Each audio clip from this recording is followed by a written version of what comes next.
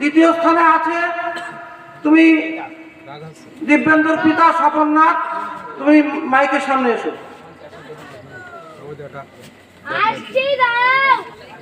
হাততালি সবাই, একবার জোরে হাততালি।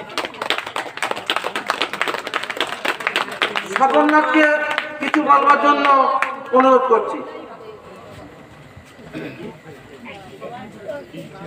সবাইকে আমার শ্রদ্ধা এবং প্রণাম, ভালোবাসা। আমি যে এই যাত্রাটুকু করে আপনাদের ভালোবাসা দিতে পেরেছি, এতে আমি গর্বিত এবং পরবর্তীতে যেন আবার আমি এরকম আপনাদের অনুষ্ঠান করে দেখাতে পারি।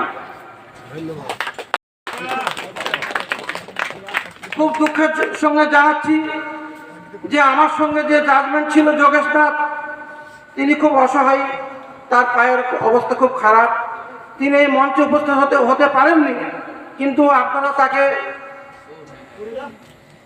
সম্মান করবেন, তাকে আশীর্বাদ করবেন।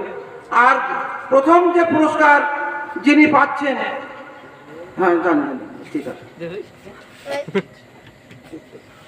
প্রথম পুরস্কার যিনি পাচ্ছেন তার নাম আমি বলছি, তার নাম সুদেব নাথ, সুদেব নাথ।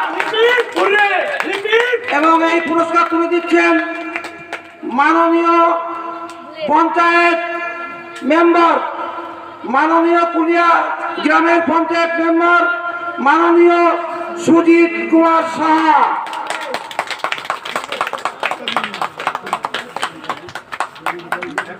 আমি